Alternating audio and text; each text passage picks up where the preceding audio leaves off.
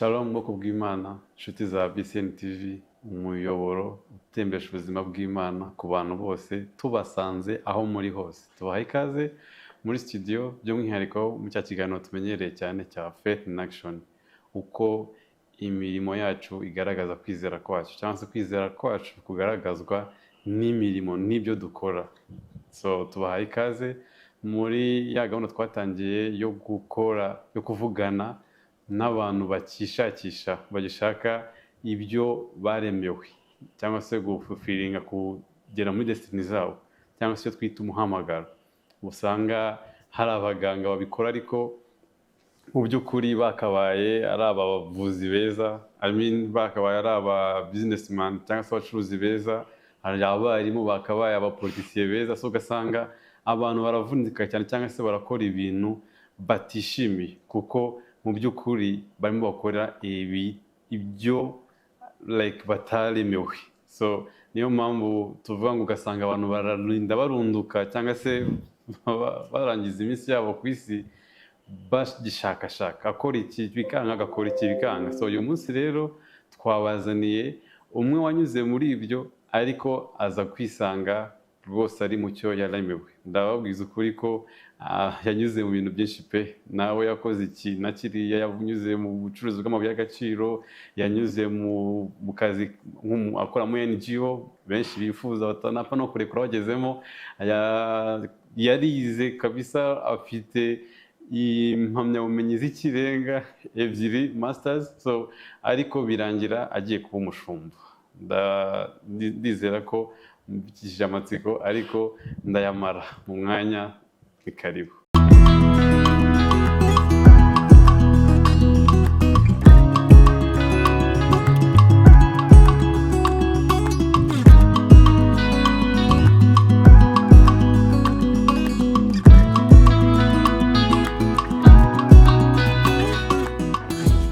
Yes, ikaze Pastor muri studio. Murakoze cyane Peter. Mwakoze kwitabira ubutumire bwacu nyuma y'igihe kinini cyane. Imana ishimye ko byakunze. Amen. Ndabizi ko hari benshi, iyo nza kuvuga, iyo tuza gutangaza aho tuzatumira, nzi ko ari benshi bari kuba bari ahantu kuko hari benshi kabisa duhuje amatsiko cyangwa se ibibazo byinshi twakakubajije. Yego. Twakubaza nk'umuramyi, twakubaza nk'umu project manager mwiza, twakubaza nk'umushumba cyangwa se umudamu w'umushumba. Urumva ko hari amashapo menshi. So uyu munsi turagukama pe, Imana idushoboze. Mwuka w'Imana mfasha. Amen. So wenda ari ibyo nkomojeho ariko simbivuze neza, nagira ngo wibwire abadukurikiye amazina, ibyo binashobotse n'aka background, aga small biography kanyu, kugeza wenda byibanze kugira ngo abantu bakumenye. Okay. Bakoze cyane. Amazina yanjye nitwa Umuhoza Kado Bushayija.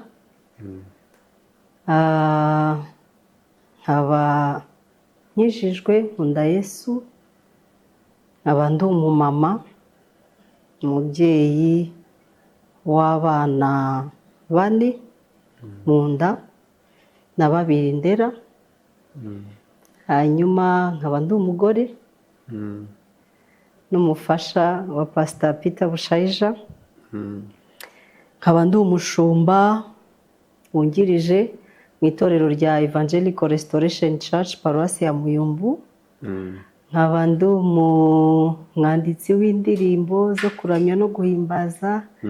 Nkaba ndi n'umuririmbyi, worship leader.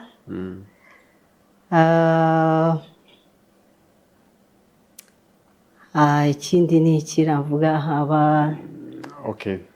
Ibyo ni byibanze, ibindi ndaza kubikubazamo tunyuza muri kariyeri mbere yo kuba mama Pastor. Ego. Kuko ibi urabivuze iyo utaza kuvuga ko uri umuramyi nako kubikubaza. Kuko hari indirimbo mwanditse reka abantu baba bazi. Ntabwo muzo nanditse, namaze gusohora 3 gusa muri nyinshi. Iyo abantu benshi bazi niyo ntiyasubiwemo na Patient Bizimana yitwa Ikamba. Okay. Yeah. Iyo ngiyo niyo naririmbye ariko ntabwo ari njye wayanditse iyo. Hari izindi ebyiri, imwe yitwa Ineza n'indi yitwa Twiyoborere, nazisohoye mbere ntaraba n'umushumba. Wakwiyenza wese twumvisha konzi ko akenshi rwose ijwi ryawe rirakurogotora. Iyo ngiyo abantu bazi cyane iravuga ngo Ikamba wambitswe n'icumu watewe niho havuye gakiza nirata.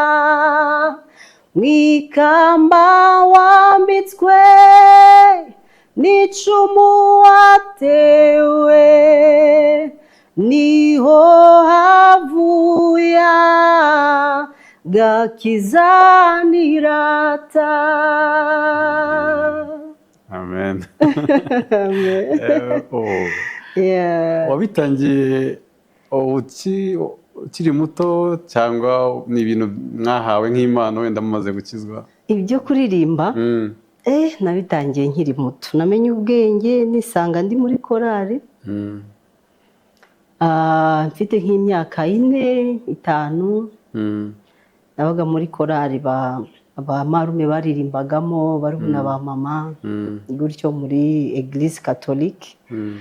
Niho namenyeye kuririmba ariko bifitanye isano nanone n'impano y'umuryango kuko papa yandikaga indirimbo akanaririmba. Ndumva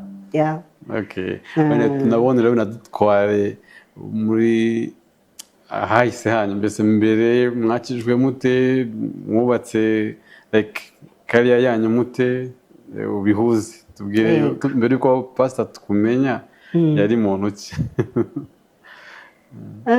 Mbere yuko mumenya cyangwa se reka mvuge mbere yuko nkizwa,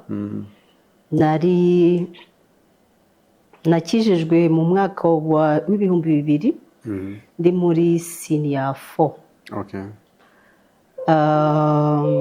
Mbere yaho nari umukobwa umwangavu ukunda ambiance cyane, nkunda kuririmba.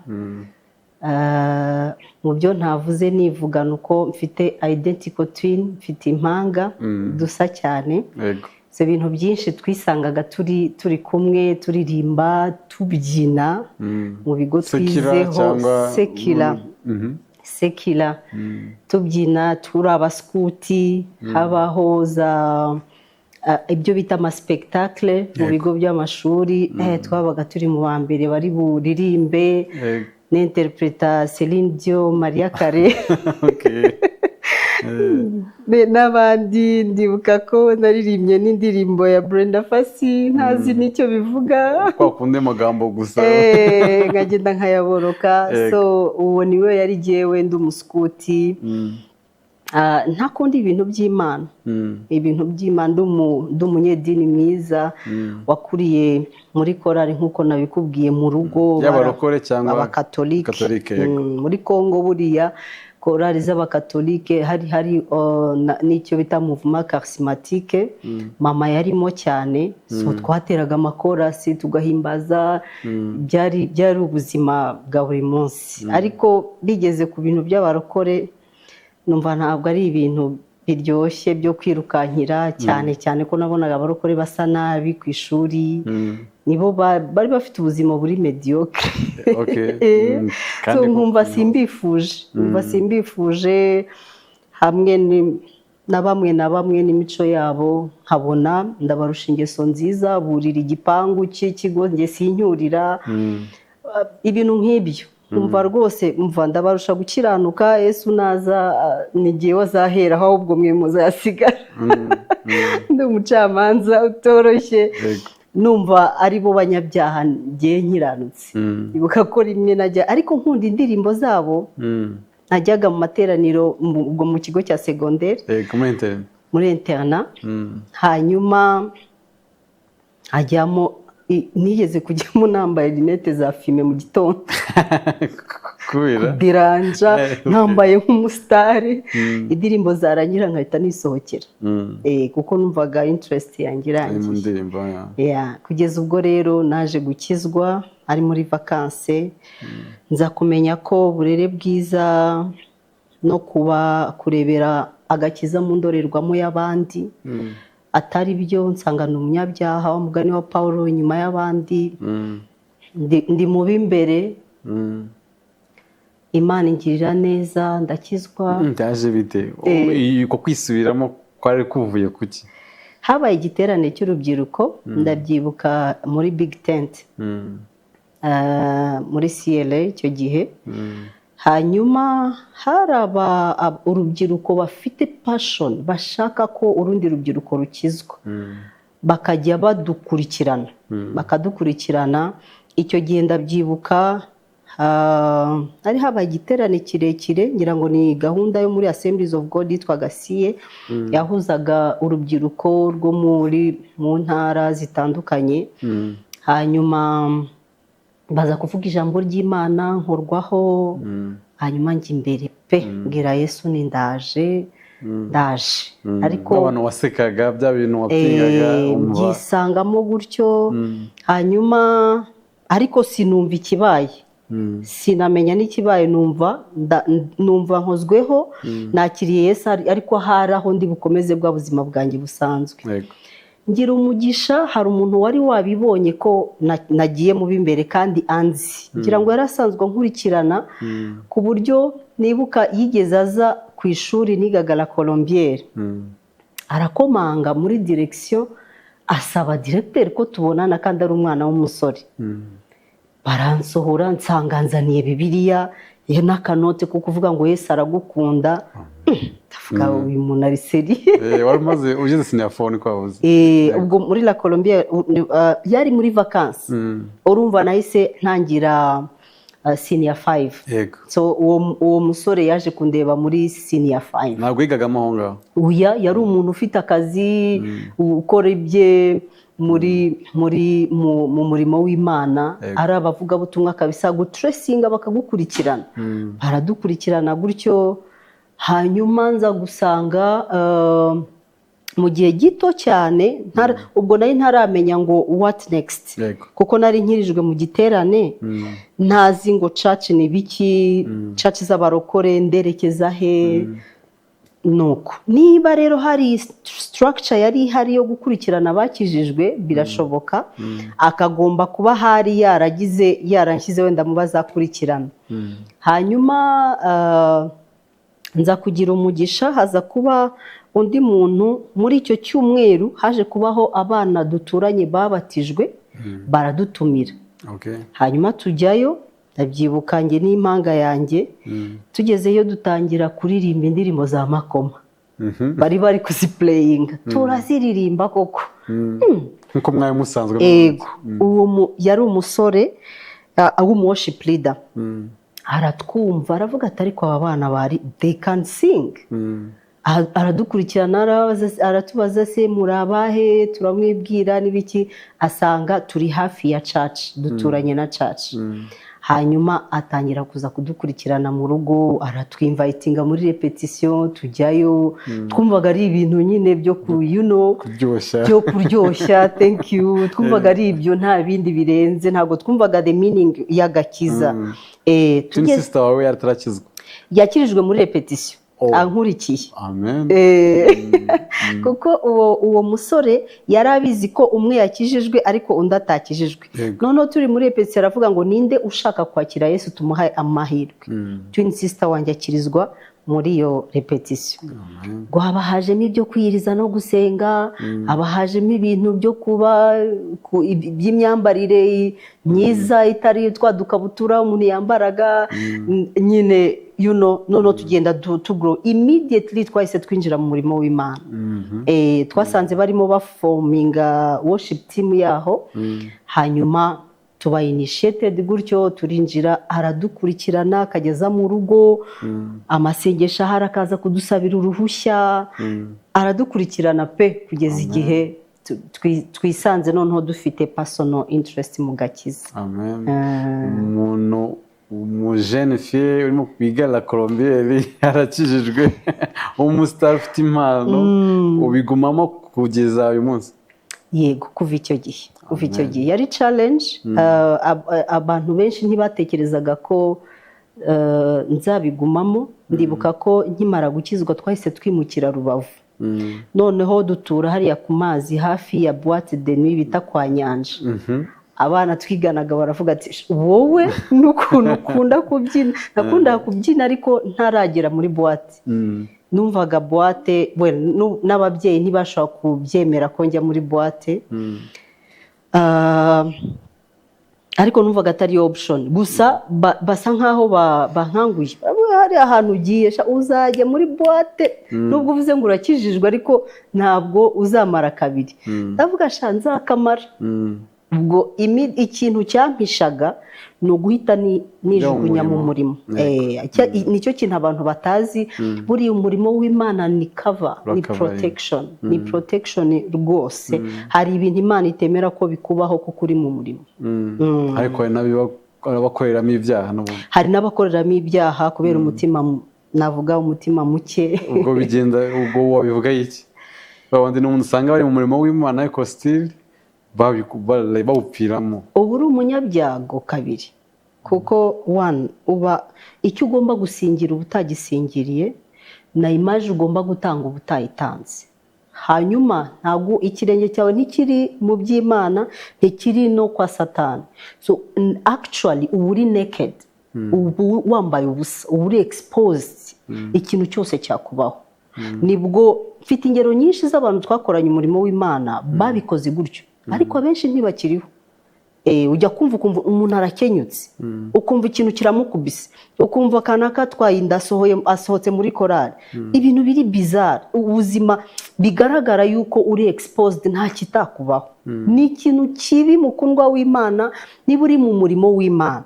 Bibiliya iravuga ngo kera boherezaga umutambyi guhagarara imbere y'Imana, bagashyiraho akagozi. Yaba adakwiriye akagoye, Imana ikamukindurirayo. N'ubu iracyabikora, ntabwo ibikora physically, ariko kubera turi mu gihe cy'ubuntu, umuntu Imana igenda iguha amahirwe. Ariko uko ugenda uyamisinga niko Imana igeraho ikavuga ati wagize utya n'utya ndakwihorera ugira ngo mpanye nawe. One day nzabishyira ahagaragara, bikaza bifite isura mbi. Noneho abantu disi bakarira bavuga ngo yo umurokore natashye. Umurokore wa hehe utashye? Ntabwo ari umurokore utashye, yari umupagani wihishe. Kari agatuti gateye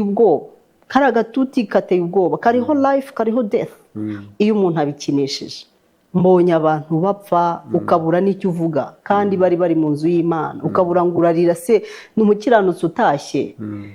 Nyiri aho ngaho wenda nibutse ubuhamya bw'umwana umwe w'umukobwa wabikoraga gutyo. Turi muri worship team, hanyuma disciplinary wa worship team aramusanga, aramubwira ati nyamara turimo turumva ibintu urimo ntabwo ari byo, ntabwo byemewe, ntabwo copinage yemewe, twumvise ko hari abagabo ugendana nabo abashuga daddy, bireke n'ibiki. Hanyuma uwo mwana w'umukobwa abwira disciplinary ati maisha yangu mwe kungendaho. Aramubwira ati okay, turaguhagaritse niba udashatse kumva no kwakira ubujyanama. Umukobwa ahita aterwa inda n'uwo mushuga daddy, hanyuma ajya kuyikuramo. Agiye kuyikuramo iramuhitana arapfa. Ni twebwe bari bazi iwabo, bazi ngo ni umuririmbyi. Baraduhamagara ngo tugende tujye kuririmba dushyingure mwene wacu. Ariko twe dufite ipfunwe mu mutima, tutazi si turavuga hasi se yihanye, hasi se ntabwo arimbutse. So haba hari icyo kintu cyo kuba uri in danger anytime, anything can happen to you. Ikintu icyo ari cyo cyose cyakubaho. Hanyuma kwa Nyanja wakiraka wowe? Kuri kwa Nyanja narinze mva Rubavu, nta nazi ibiberayo, ntabwo nigeze njya kwa Nyanja. Nageze Rubavu, wenda ndibuze kubivugaho iby'akazi kanjye. Wakomerezaho n'uburyo wubatse kariyeri yanyu, kuko urumva mwavuye mwagiye Rubavu ndangije segonderi umuryango wose duhita twimukira. wize ibiki muri segonderi? nize accounting. Yego duhita twimukira Rubavu. Tugeze Rubavu niga muri university niga sociology. Niga ariko ntabyumva, ntazi niba ari Imana ibinyoboyemo cyangwa mvuga ni okay, kubera ko niga nijoro, narakoraga ku manywa, nakoraga muri Kongo Igoma, hataha Rubavu. Mukora ibiki? Nakoraga muri kampani y'amabuye y'agaciro. Yego amadolari. Ufite ibigeragezo bibiri, uri kwa Nyanja urahacika, ariko amabuye y'agaciro nayo ntihatari. Nirirwaga Igoma. Natangiye muri kampani natangiriyemo, nari umukashiya, hanyuma nza kushiftinga njya mu yindi kampani mba finance manager.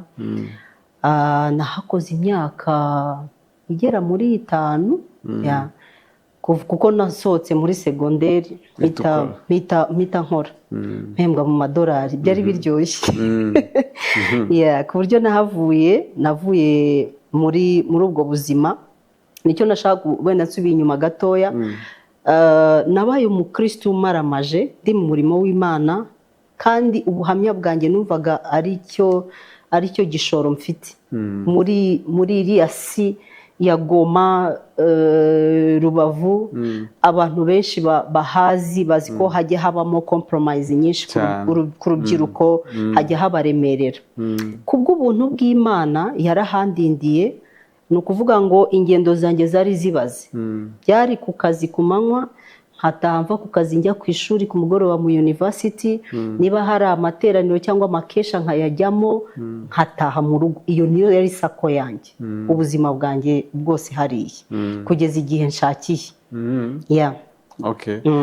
Ubwo umukobwa w'umukristo w'umukozi mwiza rwose, niyo mpamvu ndumva wabaga finance manager mwiza. Ubwo baguteretaga bate ko numva wari kare kabisa, aho ntawe wakwinjiriraga? Wari ufite wumvaga umugabo wawe wamwumva gute? Wabaga muzahurira he? Tujya mu turinkinge ko warangije ushatswe n'umushumba. Yego. Nkimara gukizwa numvise nkunze Imana cyane. Ndavuga, Mana, ntabwo nshaka kugutakaza.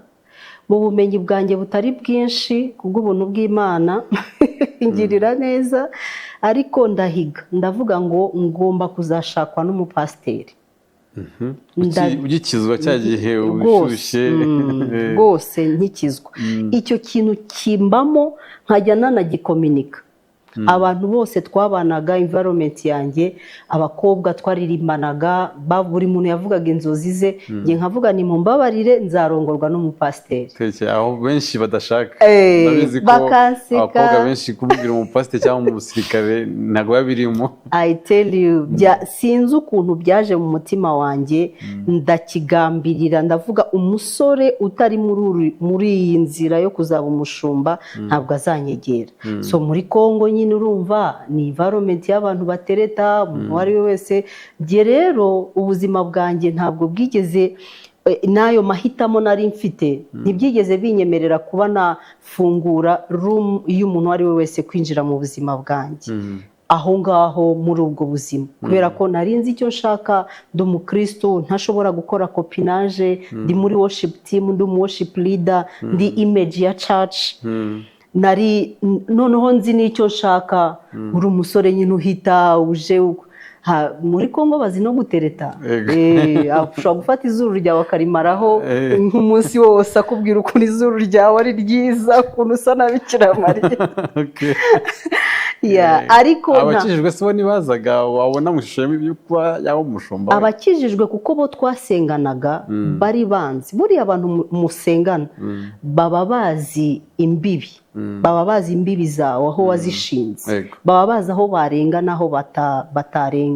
Nta muntu wigeze untereta mu bo twabanaga, keretse igihe kigeze mbwiye Imana ngo ndi tayari kuko ninjye wabwiye Imana noneho hageze nari naranavuze nti nzakora ubukwe muri 2008 njyandika ahantu ku buryo ndibuka hari umushumba wigeze aza kubwiriza mu church aravuga ngo umwuka w'Imana arambwiye ngo abantu bazakora ubukwe muri 2008 nibahaguruke ndahaguruka ndirukanka aradusengera nari muri batoya bahagaze icyo gihe gusengerwa ndibuka ko worship team barasetse baratemba baravuga ugiye se uri desperate bingana iki ku buryo this early iki gihe ni ushobora kumva wajya gusaba ikiganza cya mariage yo muri 2008 ariko yari nk'imbuto umwuka w'Imana ashyize mu mutima wanjye gutyo biki processinga nkora quick action ni nako byagenze igihe rero kigeze nabwiye Imana okay send whoever you have approved ndacyanga wenda aho ngaho ubona nka generasiyo rimwe by'urukungu yakwitwara ite kugira ngo bamugane be gufata ahantu hariya agakiza kari so precious ku buryo ababizi barabizi iyo ukavangiye uba mediocre bikitirirwa Imana nibwo ndi kugaruka no kuri cya kintu navuze previously iyo wafasha agakiza neza Imana God is a rewarder ntabwo Imana inegurizwa izuru nk'uko birivuga ngo ijya yubaha uwayubashye seriously narabibonye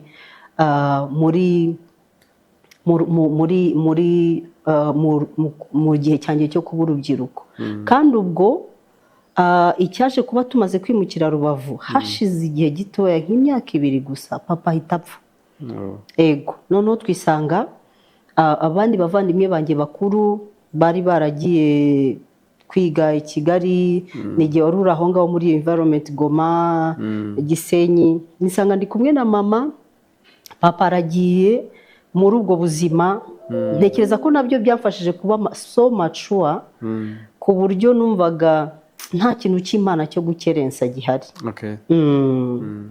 so abona icyo navuga ku rubyiruko batizera ko iyi Mana ishobora guhemba cyangwa kukugirira neza ni ukuri kwicira inzira uba urimo ufunga inzira z'Imana kuko iyo ushatse guca inzira zawe Imana itarimo uba urimo uziba za zindi Imana yaciye Imana ibana n'urubyiruko ntabwo Imana ijya iba excellent ku bapapa cyangwa ku bamama cyangwa ku miryango gusa no ku rubyiruko abo twabanye barabizi Rubavu nari umukobwa ufite amadolari menshi ndibuka ko nashatse kugura imodoka mama akambwira ati nugura imodoka rero ntabwo uzashaka bazagutinya urumva iyo level birumvikana amafaranga akoreraga janaga mu tubari cyangwa se nta ambiance wari ufite ubuzima bwanjye bwari ariko I had money nari mfite amafaranga kandi nkijijwe nta wanshishamo ijisho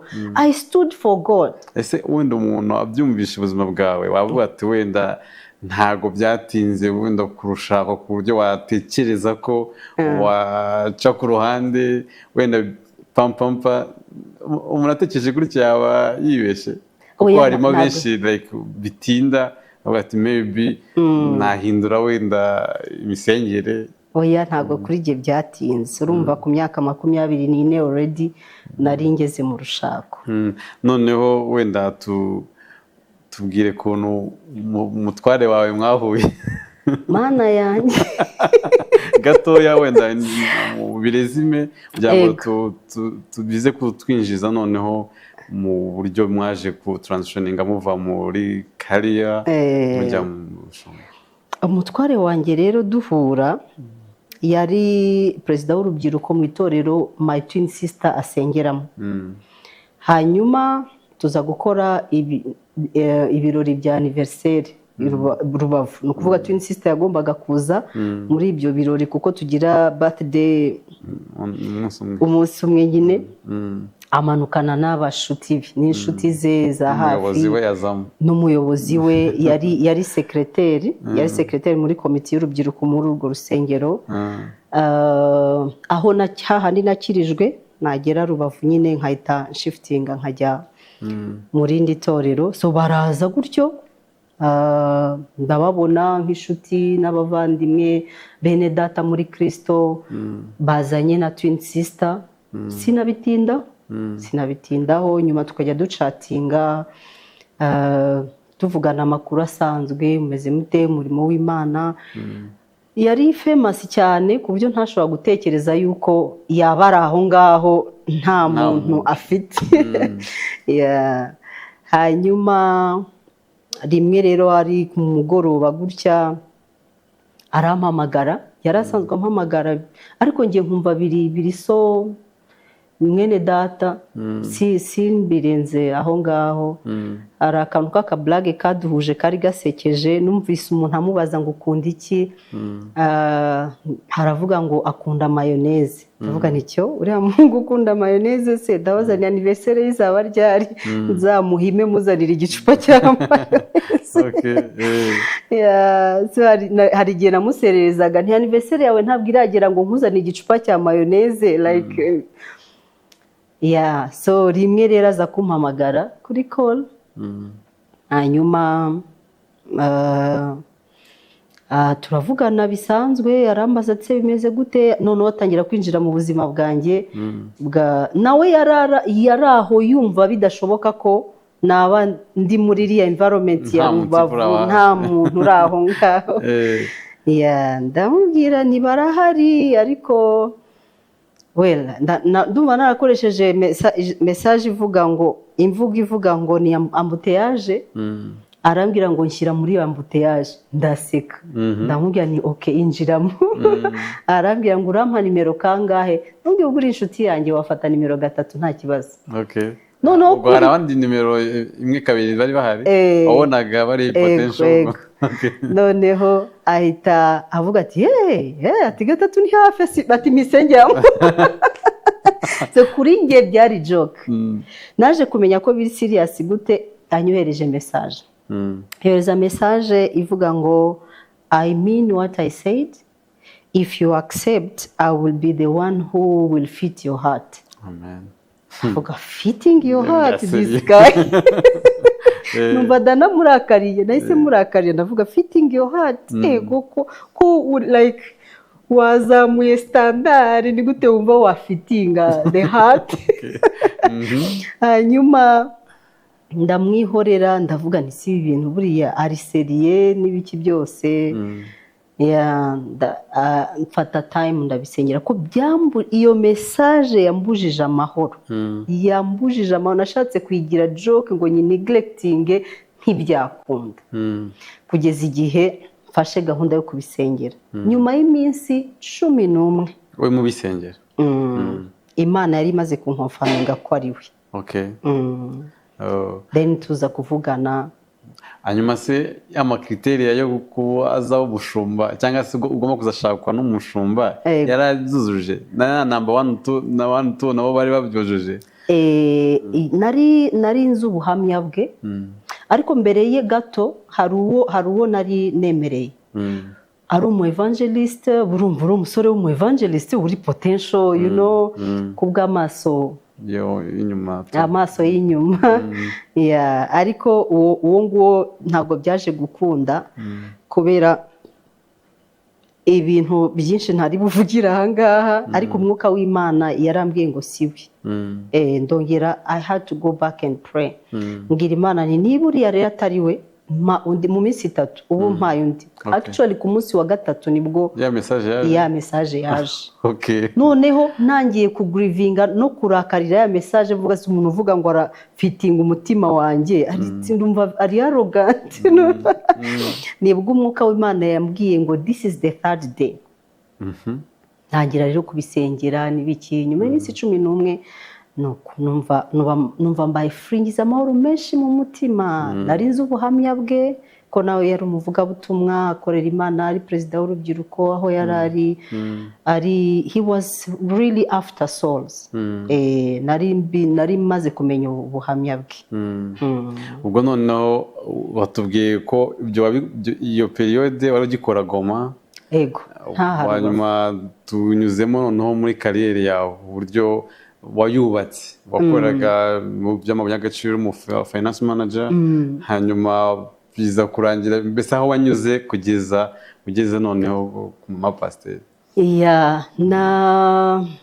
Navuye Goma ndizayininze kugira ngo urugo rwanjye rutaba mu kirere. Ni ukuvuga ngo nakoraga i Goma mfite umushahara mwiza, hanyuma nawe akora muri MTN i Kigali. So urugo ruri bubehe, ninde uri burekure. Cyagiye guteretaga aba Kigali? Ego. Ari n'umuyobozi wa Jeunesse? Ego. Muri Kigali? Muri Kigali. Na twin sister yabaga muri Kigali? Ego. Okay. So icyo bari baje Rubavu niho mwarinkaga, mwahuraga? Ego. Okay. So igihe kigeze rero turasenga, turumvikana turi abafiyanse. Turumvikana turavuga rero turebe aho urugo ruzaba. Duhitamo turavuga reka urugo ruzaba i Kigali. So ni jyewe wagomba kurizayininga. Ntabwo byari byoroshye gusiga ariya amadolari. Ndabyibuka ko byateye ikibazo, abantu benshi bari bankikije bambwira urugo rwawe kuba ugiye kurongorwa ntabwo bivuga ko ari bwo udakeneye amafaranga. Ntabwo ushobora gusiga amafaranga angana kuriya ngo ugiye kurongorwa ngo ujye i Kigali nta kazi ufiteyo. Ariko twarasenze, twari so intentional mu gusengera future yacu ku buryo twabitangiye kare. Turavuga mana ushoboye gufunga umuryango ugafungura undi.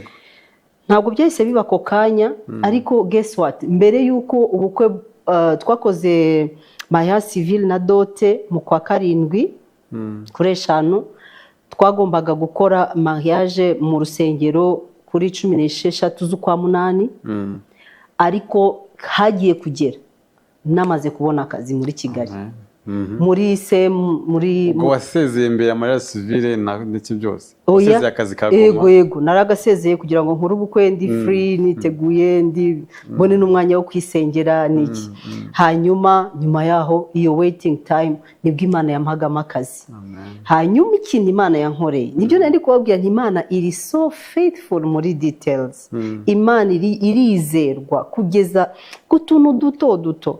Nabwiraga abantu barimo banshyiraho pressure bati wirizayininga wisigariye amadolari, ndabwira nyamara Imana yanjye niyo kwizerwa kandi ibintu ndimo ndumva biri spiritual. Ntabwo nasaze nkuko mubivuga, ntabwo urukundo rwatumye mva mu mwanya wanjye.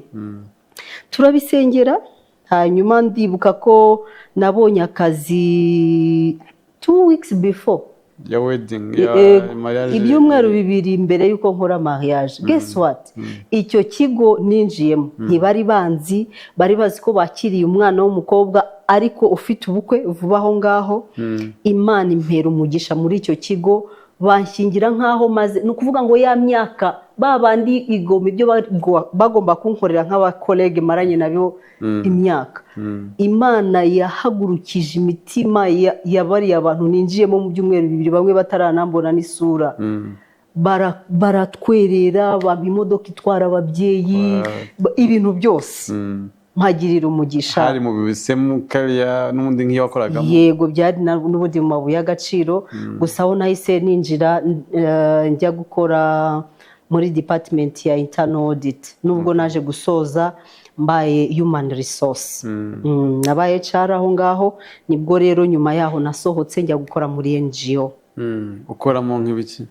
Muri NGO nari program coordinator, nshinzwe twakoranaga aba ophthalmologists, aba specialists, abaganga b'inzobere mu buvuzi bw'amaso, tujya gutanga izo services muri community, mu byaro hirya no hino.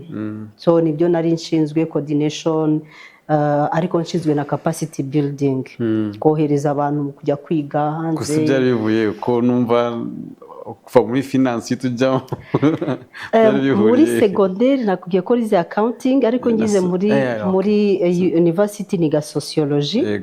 Ariko icyo kigo ninjiyemo iyo NGO bahise bansponsoringa njya gukora masters ya project management.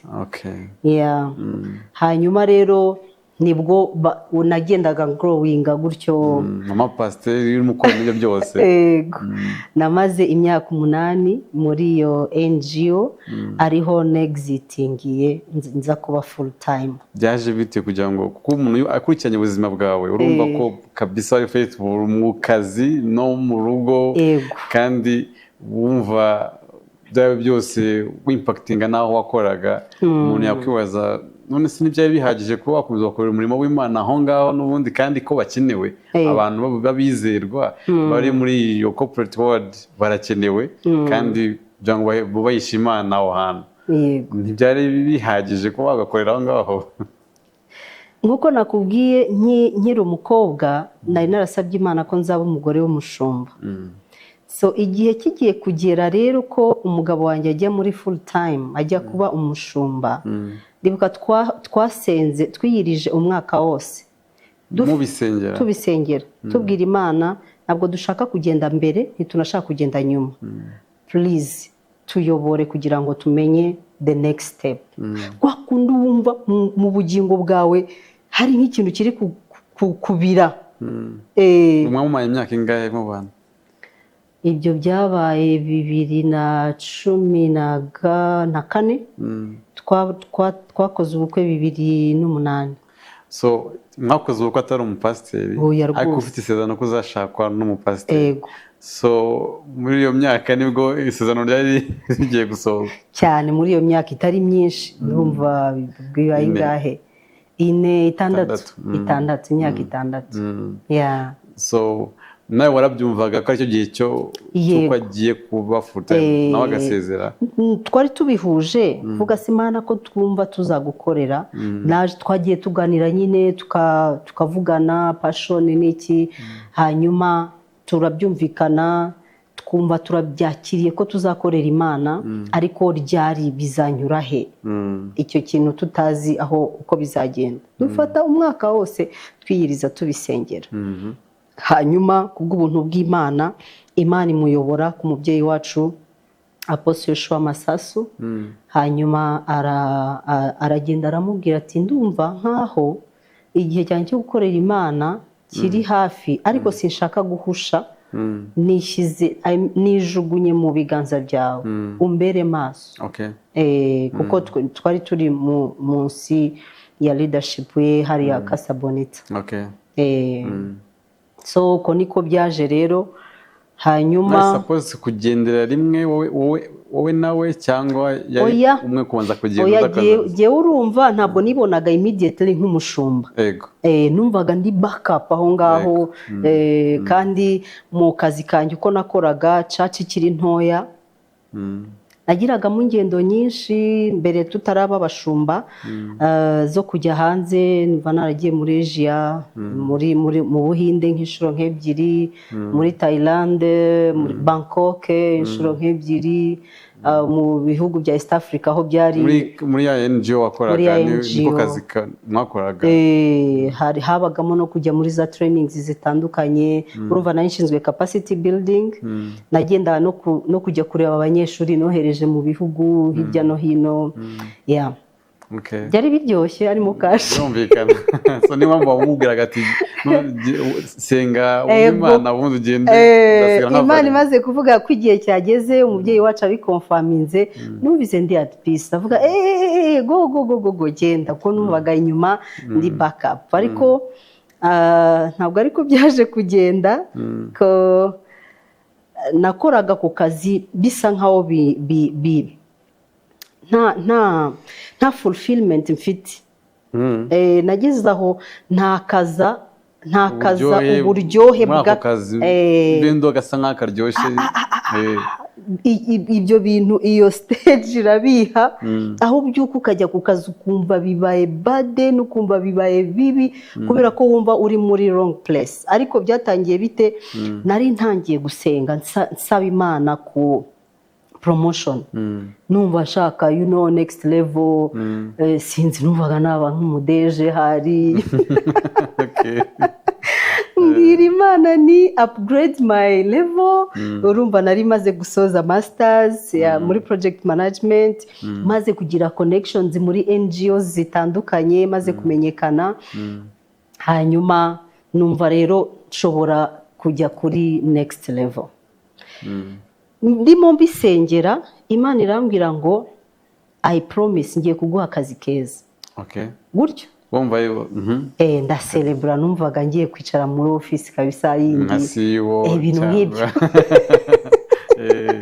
Imana yambwiye ngo ngiye kuguha akazi keza icyo gihe ngira umunezero ukomeye cyane ntabwo hanyuzemo igihe kinini nangira gusenga nsenga Imana n'Imana ndashaka kugukorera kandi ubwo umugabo wanjye aragiye ntabwo bimaze igihe ariko numva inyota yo gukorera Imana irazamutse hari igihe navaga Nyagatare cyangwa Kirehe nkavayo saa 9 z'ijoro saa 9 bujya gucya nkatega bisi kuko ntabwo ngomba gukoresha imodoka y'akazi mu nyungu zanjye bwite nkasiga imodoka y'akazi kuri field nkatega bisi kugira ngo ngere ku Muyumbu byibura saa 1 saa 2 mbe ndi ku gatuti ndi gukora present worship hanyuma amateraniro yarangira nkahita nsohoka nkafata bisi nkasubirayo nkajoininga team so ibyo bintu nkabikora nezerewe ariko then nkumva nta bundi buryo bwiza nabikora uko niko Imana yatangiye rero kujya inkurura niko n'umurimo ugenda usaba andi maboko kuba hari full time urumva nari worship leader ngiye nyine na twin sister yaratujoininze twari dukoze team itarenga abantu nka bangahe bake cyane so urumva nagombaga gutanga imbaraga zanjye zose uko bishoboka so igihe kigeze rero nkuko nari ndikubwira ko natakaje uburyohe bwa kakazi nkumva bavuga missions zo kujya hanze nkumva cyifuzo wasengeraga kiranyerera sinamenya ahantu binyuze noneho rimwe ngira inzozi ndota ngeze mu office twari dufite whiteboard tujya dushyiraho schedule za buri cyumweru ngo ndagenda mu nzozi mfata ya whiteboard ndayimanura nyishyira hasi ndayikandagira hanyuma ijwi rirambwira ngo aka kazi kararangiye ndakanguka ndavuga aka kazi kararangiye mbwira n'abakoligi ndabyibuka ko nababwiye ngo rero mube mwishakira exit kubera ko aka kazi kararangiye harimo umupapa twakoranaga aravuga ati kandi koko wasanga ibyo avuze ari byo hari umupapa wabiteye mu gutwi ahita atangira applying nta gihe kinini cyashize project iba terminated